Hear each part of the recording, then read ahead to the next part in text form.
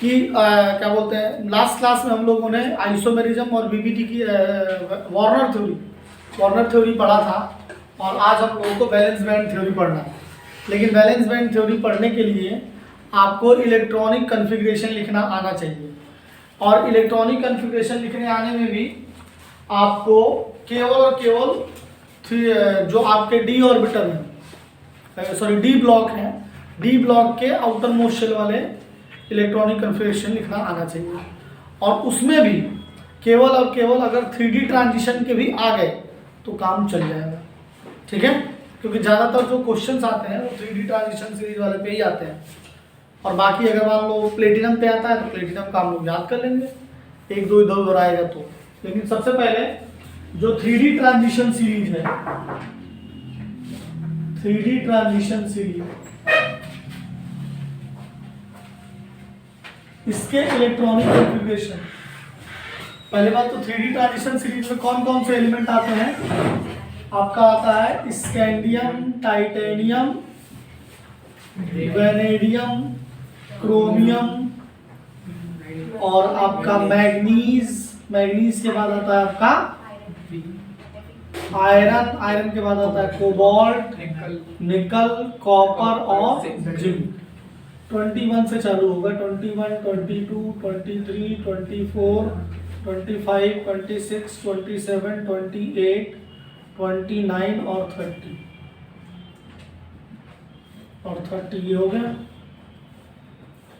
अब इसके बाद आता है आपका कि जब इसका कन्फिग्रेशन लिखेंगे तो इसके कन्फिग्रेशन में कौन कौन से आते हैं? एक आता है आपका 3D और 4S, 3D और 4S। इसमें 4S को बाहर इसलिए ले रहे हैं क्योंकि हमें इस 4S वाले के बाकी ऑर्बिटल्स की जरूरत पड़ेगी। एक्चुअल कन्फिग्रेशन में 4S पहले आता है, लेकिन हम लोग इस तरीके से लिखेंगे यहाँ पर 3D 4S इसमें भी आएगा, 3D 4S इसमें भी आएगा, 3D 4S इसमें भी आएगा। हम केवल आउटर मोस्ट कन्फिग्रेशन को लिख रहे हैं जो हमें क्वेश्चन में ज़रूरत पड़ेगी, हम एक्चुअल कन्फिग्रेशन नहीं लिख रहे हैं। ये आपको याद होना चाहिए कि बाद में तुमको ये गलत लिख दिया।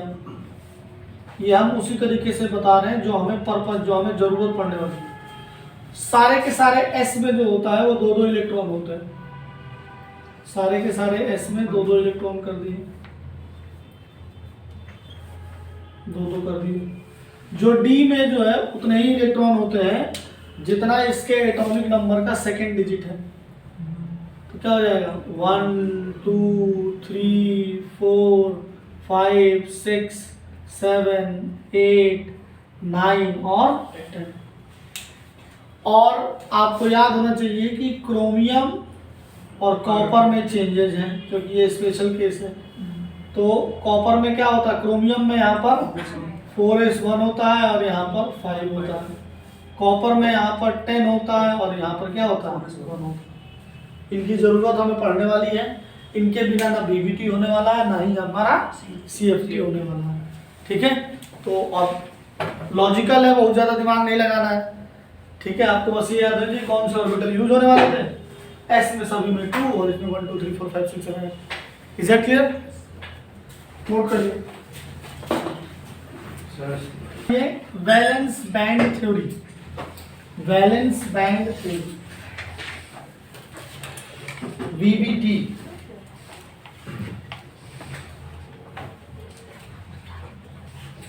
बैंड नहीं, bond, valence bond theory, that is BBT. देखिए मैं जो बात करने वाला हूँ सिर्फ मुद्दे की बात करूंगा, जो सवाल पेपर में आएंगे कैसे आएंगे उस पर ही बात करेंगे। डिटेल जो है आप लोग खुद से पढ़ लीजिएगा। वैलेंस बैंड थ्योरी से हम लोग मतलब क्या पढ़ना है, जो पढ़ा रहे वही आए, किसी बात कुल मिला के बात की। वैलेंस बैंड थ्योरी में हम लोग क्या क्या पता लगाते हैं, किसी भी कॉम्प्लेक्स का अगर आप हाइब्रिडाइजेशन चाहें तो हाइब्रिडाइजेशन पता लगा सकते हो, और क्या पता लगा सकते हो, शेप ऑफ मॉलिक्यूल पता लगा सकते हो, और क्या पता लगा सकते हो, मैग्नेटिक बिहेवियर पता लग जाएगा। अब मैग्नेटिक बिहेवियर जो पता लगेगा वो क्वालिटेटिव पता लगेगा, क्वांटिटेटिव पता नहीं लगेगा। मतलब क्या, इसका क्या मतलब, इसका मतलब क्वांटिटेटिव और क्वालिटेटिव का मतलब समझते हो? क्या समझते हो बताओ।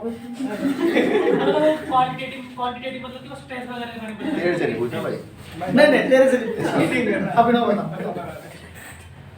जैसे एग्जांपल देके बताओ। क्वालिटेटिव बताएगा ना, हाँ। तो मतलब कितनी तगड़ी चुम्बक है ये बता। सही बात बिल्कुल सही बता कि कितनी तगड़ी चुंबक है, मतलब पैरामैग्नेटिक या डाईमैग्नेटिक तो है कि नहीं है, सिर्फ इतना बताएगा। ये नहीं बताएगा कि कितना है, मतलब वैल्यू नहीं बताएगा, म्यू की वैल्यू, मैग्नेटिक मोमेंट की वैल्यू नहीं बताएगा। बात समझ में आई नहीं? सिर्फ ये बताएगा कि हम तुमसे बहुत प्यार करते हैं, इतना नहीं पता कितना प्यार करते हैं। नंबर में नहीं बताएगा कि 1000 2000, ये नहीं बताएगा, बहुत प्यार करते हैं। और यही तो सबसे बड़ा स्कैम है। पता नहीं वो बहुत वाला कितने से चल रहा है कि नहीं सुशील? यही स्कैम है। तो मैग्नेटिक हाइब्रिडाइजेशन, शेप और मैग्नेटिक बिहेवियर। अब ये सारी बातें पता लगेंगी किसकी हेल्प से? कोऑर्डिनेशन नंबर के हेल्प से। देखो ये अगर कोऑर्डिनेशन नंबर है और ये आपका हाइब्रिडाइजेशन है और ये रहा आपका शेप, तो अगर कोऑर्डिनेशन नंबर 4 है तो जो हाइब्रिडाइजेशन में उतने ही ऑर्बिटल यूज होने वाले हैं जितना कोऑर्डिनेशन नंबर 4 है, जितना कोऑर्डिनेशन नंबर है। अगर कोऑर्डिनेशन नंबर 4 है तो ऑर्बिटल यूज होंगे s p p p, तो हाइब्रिडाइजेशन होगा क्या? sp3। हाइब्रिडाइजेशन क्या हो सकता है? और जब हाइब्रिडाइजेशन sp3 होगा तो शेप क्या होगी? टेट्राहेड्रल। हाइब्रिडाइजेशन क्या होगी? शेप क्या होगी? या फिर हो सकता है डी एस पी और पी, तो हाइब्रिडेशन क्या हो जाएगा? DsP2। और जब DsP2 होगा तो शेप क्या होगी? Square planar. क्या होगी? Square planar. और अगर 5 दे रखा है तो SPPP। अब P ऑर्बिटल खत्म हो गया, 1 2 3 4, तो क्या आ जाएगा? D। तो हाइब्रिडाइजेशन हो जाएगा sp3d। और शेप क्या होगी? Trigonal bi pyramidal. क्या होगी? Trigonal bi pyramidal. और अगर कोऑर्डिनेशन नंबर 6 होगा तो हाइब्रिडाइजेशन क्या होगा? sppP और 2 D होंगे, तो हाइब्रिडाइजेशन हो जाएगा sp3d2। और अगर एक और हो सकता है, दैट इज DDSPPP, तो हो जाएगा D2sp3। और दोनों केस में शेप क्या होगी? ऑक्टाहेड्रल। शेप क्या होगी? ऑक्टाहेड्रल। ठीक है, नोट करिए।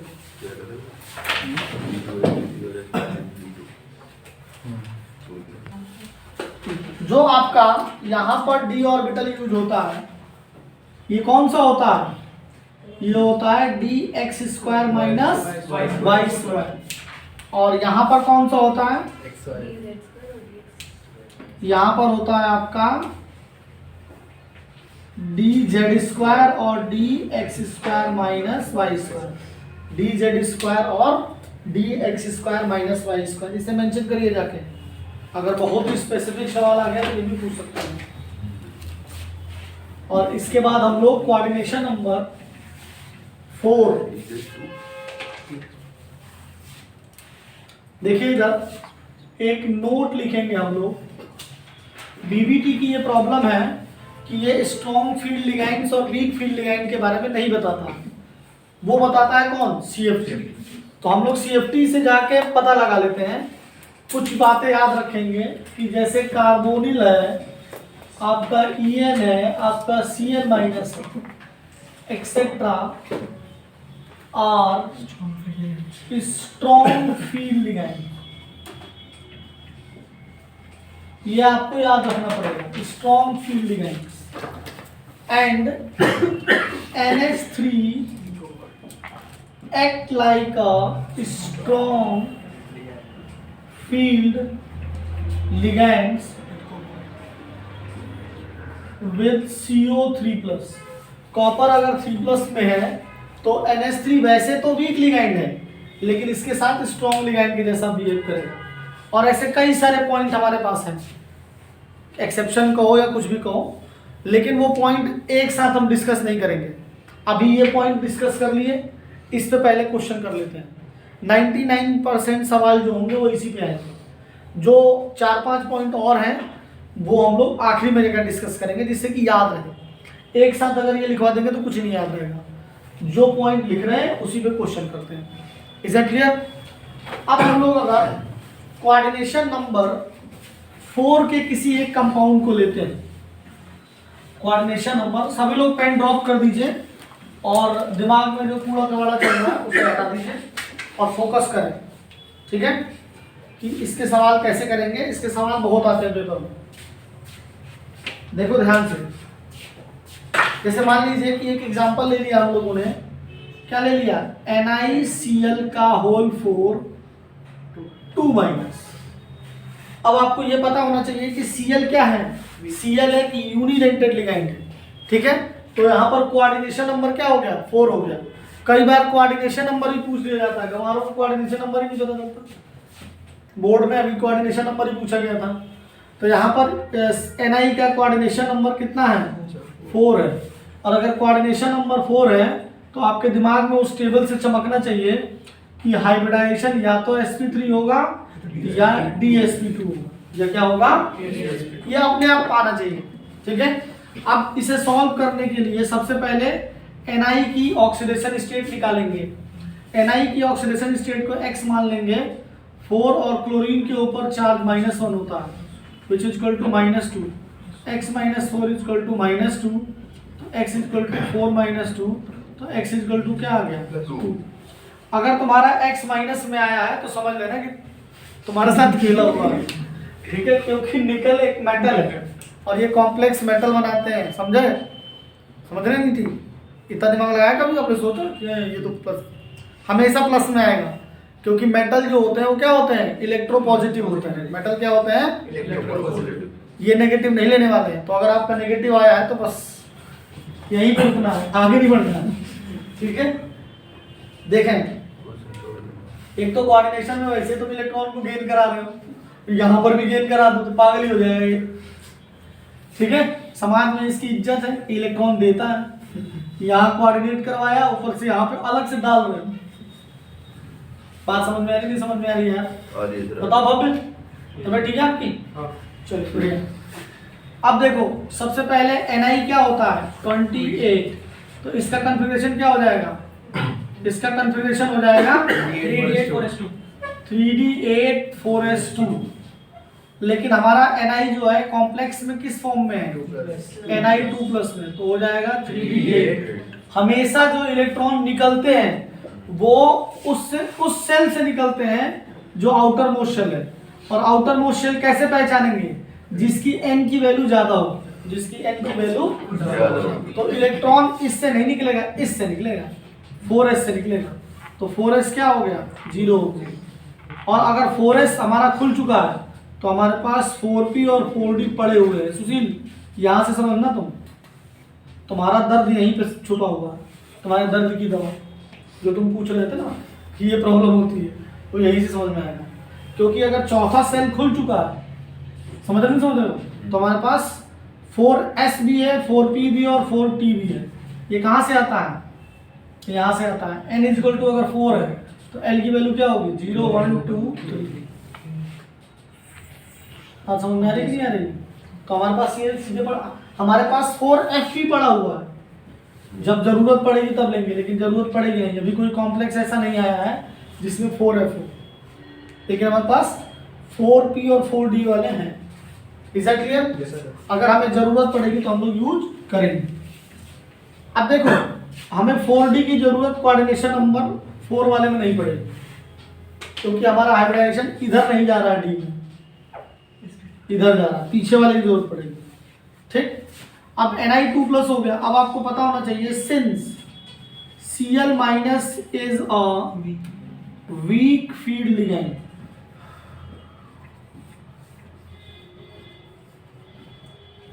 तो Cl माइनस वीक फील्ड लिगाइंड है, तो ये क्या करेगा, ये पेयरिंग नहीं करेगा, ये पेयरिंग। अगर मैं इसको दिखाता हूं, जो आपका ये दिख रहा है 3D8, तो इसको भरेंगे कैसे? हुंड ने कहा था कि झुंड में बताओ, हुंड ने कहा था कि पहले एक एक करके आओ। तो ये हो जाएंगे 5, 6, 7, 8। और ये वीक फील्ड लिगाइंड है। वीक फील्ड लिगाइंड का मतलब क्या है, ये जैसा है इसको ऐसा ही रहने देगा, ये कुछ नहीं कर पाएगा, ये खुद ही गरीब है बेचारा, ये क्या कर सकता, ये तो बोर्ड दे देगा, बाकी मालिक लोगों को जो करना है करेंगे। Is it clear? यहाँ तो कोई प्रॉब्लम है? यानी अब क्या होने वाला है, लेकिन अब एक चीज का आपका ध्यान देना है कि जो Ni2+ है उसमें क्या क्या दे रखा है, 3D8 है और 4s और 4p खाली है। ये हमारा 8 हो गया, ये हमारा 4s हो गया और ये हमारा 4p हो गया। Is it clear? यहाँ पर सुशील इलेक्ट्रॉन भर देंगे 1 2 3 4 5 6 7 और 8। लेकिन यहाँ पर बात हो रही है बॉन्डिंग की, और बॉन्डिंग का मतलब होता है बात हो रही है रिश्ते की, और रिश्ता हमेशा बराबरी वालों में होता है। समझ रहे हो? तो लड़की वाले अपने से ऊपर वालों के यहाँ शादी तो कर देते हैं, लेकिन फिर वो बेइज्जती करवाते रहते हैं पूरी जिंदगी। तो इसीलिए रिश्ता हमेशा क्या होना चाहिए, बराबरी वालों में होती है, विचारों की बराबरी होनी चाहिए। तो यहाँ पर एनर्जी की बराबरी करनी पड़ेगी। बात समझ में आ रही कि नहीं आ रही? ये जो ऑर्बिटल है इसकी एनर्जी अलग है और ये ऑर्बिटल है उसकी एनर्जी अलग है। तो सबसे पहले इन ऑर्बिटल्स को आपस में मिक्स होकर क्या करना पड़ेगा, सेम एनर्जी के ऑर्बिटल्स बनाने पड़ेंगे। इसीलिए शादी के पहले मीटिंग्स करनी जरूरी होती है, जैसे जो वेवलेंथ है वो मैच कर जाए। बात समझ में आ रही कि नहीं आ रही? आजकल पहले ही मीटिंग हो जाती है, तो लड़के लड़की की तो वेवलेंथ मैच कर जाती है, रिश्तेदार घर वालों की नहीं मैच करती है। 2 स्टेट्स अगर उसकी आपने उन्हें पढ़ी हो, चेतन भगत की, तो उसमें लिखा हुआ है पीछे कि इंडिया में शादी जो होती है वो केवल एक लड़के लड़की की नहीं होती है, रिश्तेदारों की भी होती है, परिवार की भी होती है। तो वो ज़्यादा जरूरी है, नहीं तो फिर रिश्तेदार अलग करवा देते हैं। ठीक है? तो यहाँ पर क्या करना पड़ेगा, इसको और इसको आपस में मिक्स होकर क्या बनाना पड़ेगा, सेम एनर्जी के ऑर्बिटल्स बनाने पड़ेंगे। और इसी सेम एनर्जी के ऑर्बिटल्स बनाने के प्रोसेस को क्या कहते हैं, हाइब्रिडाइजेशन कहते हैं। क्या कहते हैं? Is that clear? अब एक चीज और समझो कि अगर कोऑर्डिनेशन नंबर 4 है तो हमें 4 खाली ऑर्बिटल चाहिए, 1 2 3 4, 4 खाली ऑर्बिटल चाहिए। तो ये आपस में जाकर मिक्स होंगे और मिक्स होने के बाद Ni2+ with hybrid orbital, hybrid orbital. देखो क्या होगा, 3D8 और ये चारों मिक्स होंगे। अब देखो क्या हुआ, एक S और 3P मिक्स हुए हैं, तो सुशील इसको क्या बोलोगे, इसको बोलोगे sp3 हाइब्रिड, sp3 हाइब्रिड। और यहीं से आ गया हाइब्रिडाइजेशन sp3। अब कुछ दर्द दूर हुआ, ठीक है? और यहाँ पर D हमारा रहेगा, D एज इट इज चलेगा, क्योंकि Cl वीक लिगाइंड था तो ये बेचारा कुछ नहीं कर पाएगा। ये क्या करेगा, सिर्फ बोर्ड दे पाएगा। इतने हो गए। अब क्या होगा कि जो ये Cl है, जो यूनिडेंटेड लिगाइंड्स हैं, ये अपने इलेक्ट्रॉन इस हाइब्रिड में देंगे जाकर। तो NiCl4 जो बनेगा, NiCl4 जो बनेगा वो क्या बनेगा, 3D8 1 2 3 4 5 6 7 8, और ये आपस में ये हो गया। और यहाँ पर आकर जो Cl होगा अपने पेयर ऑफ इलेक्ट्रॉन डोनेट कर देगा। तो ये क्या है, 4 pair of electrons from 4Cl minus, 4 pair of electrons from 4Cl minus. ये हाइब्रिडाइजेशन में आपका क्या होगा, यहाँ से sp3। अब कंक्लूजन क्या होगा, कंक्लूजन में हाइब्रिडाइजेशन आ गया आपका sp3। तो शेप क्या आ गई, टेट्राहेड्रल। और मैग्नेटिक बिहेवियर की अगर मैं बात करूं तो देखो यहाँ पर अनपेयर्ड इलेक्ट्रॉन है ये क्या है अनपेयर्ड इलेक्ट्रॉन। तो लिख दो चाहे 2 unpaired electrons are there, 2 unpaired electrons are there, तो ये क्या होगा बेसिकली पैरामैग्नेटिक होगा।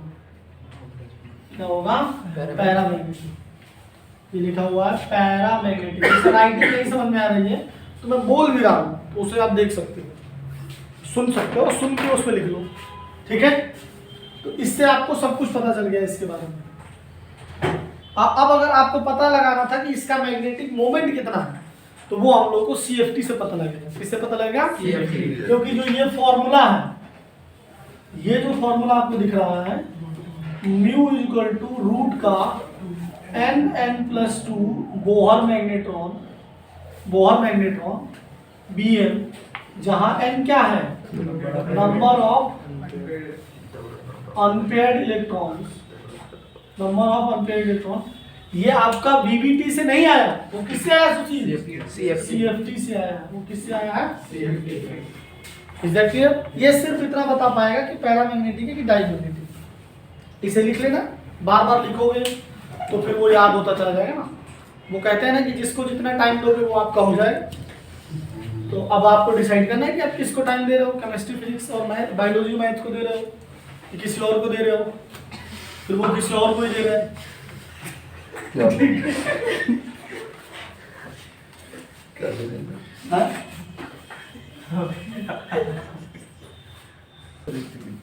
देखिए इधर नेक्स्ट है आपका NiCN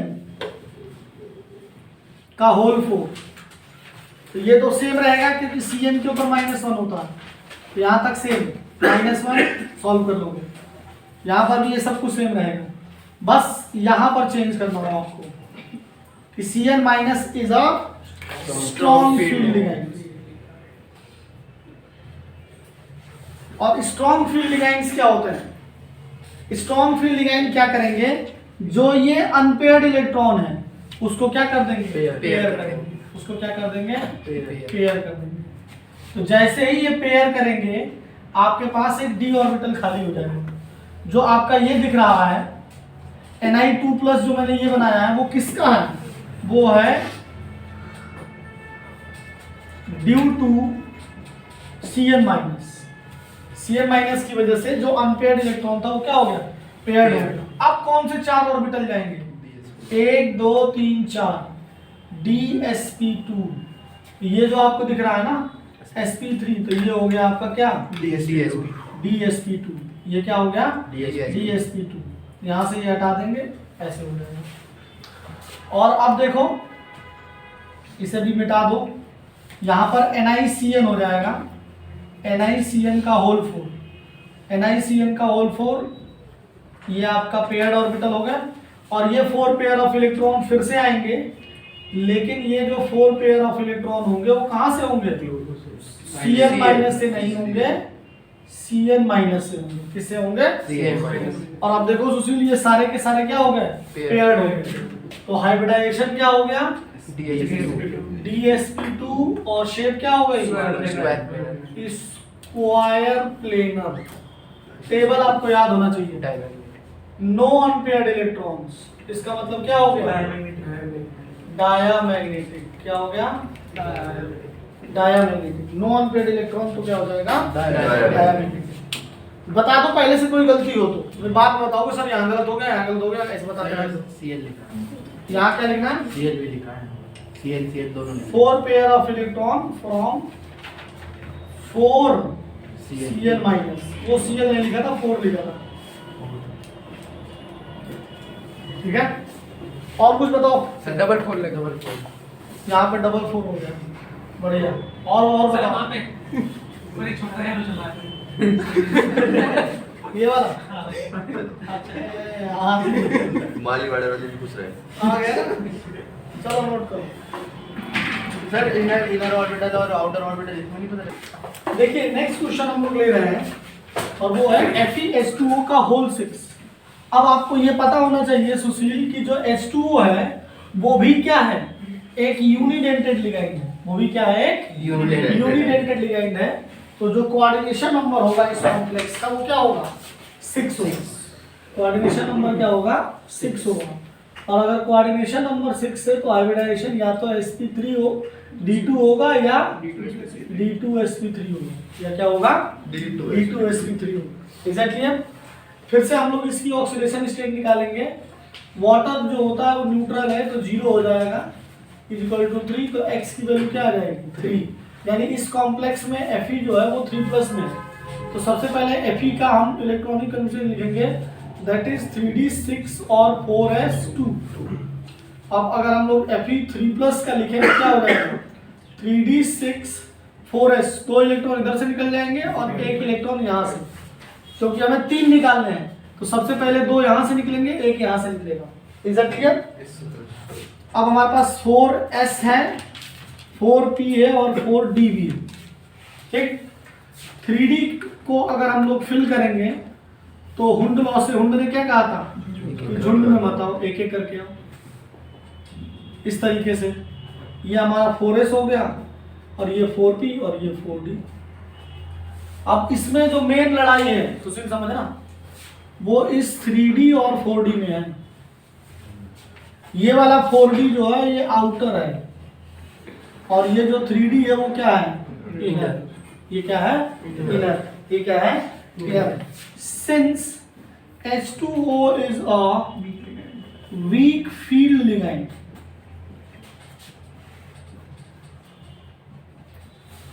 तो जो ये पेयर, ये जो आपके इलेक्ट्रॉन है इनकी पेयरिंग नहीं होगी। और ये वाले 6, 1 2 3 4 5 6, ये 6 जाएंगे हमारे मिक्सिंग में, हाइब्रिडाइजेशन में, और मिक्स होकर हाइब्रिड ऑर्बिटल बनाए जाएंगे। और जो 6 हाइब्रिड ऑर्बिटल बनेंगे, 1 2 3 4 5 6, वो क्या हो जाएगा, sp3d2। क्या हो जाएगा, sp3d2। sp3d2 हाइब्रिड है। और ये हो जाएगा आपका 1 2 3 4 5, एक एक इलेक्ट्रॉन भरेंगे इसमें। ये हमारा 3d5। और ये बेसिकली क्या है, ये है हमारे Fe3+ hybrid orbitals of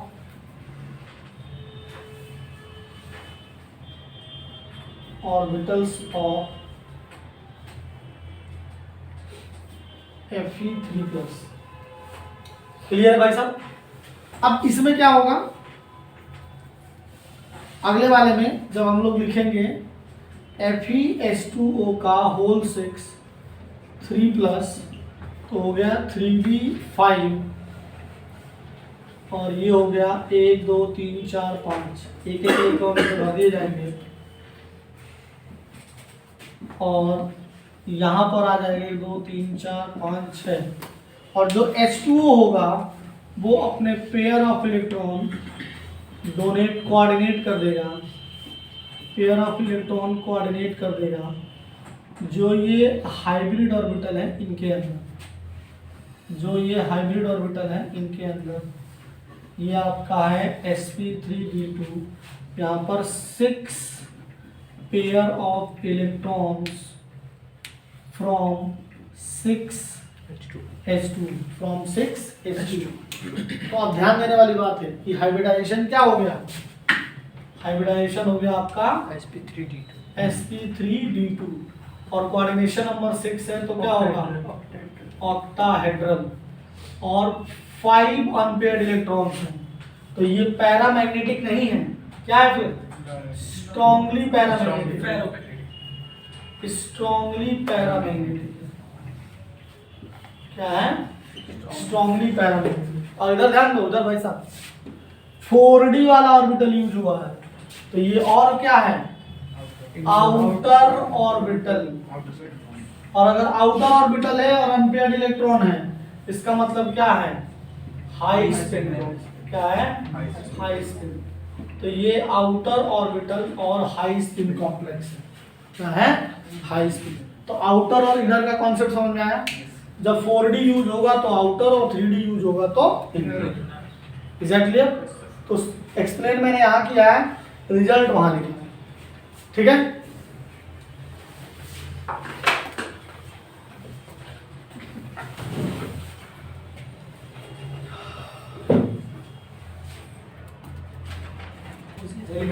next देखिए,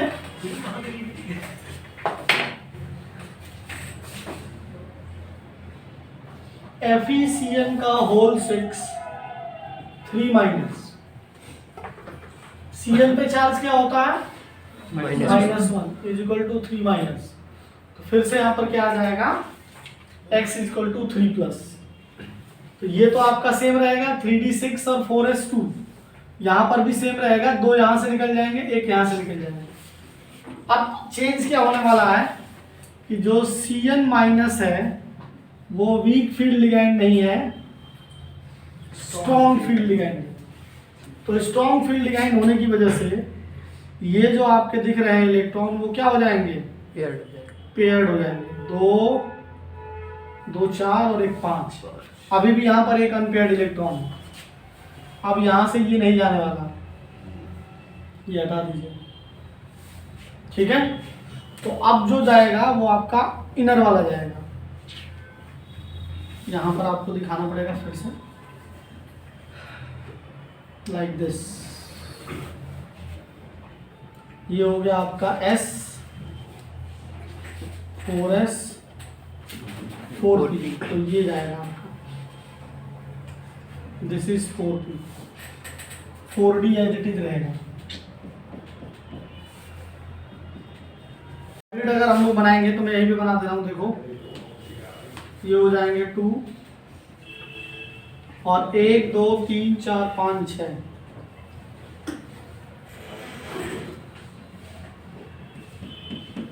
ये हो जाएगा आपका D2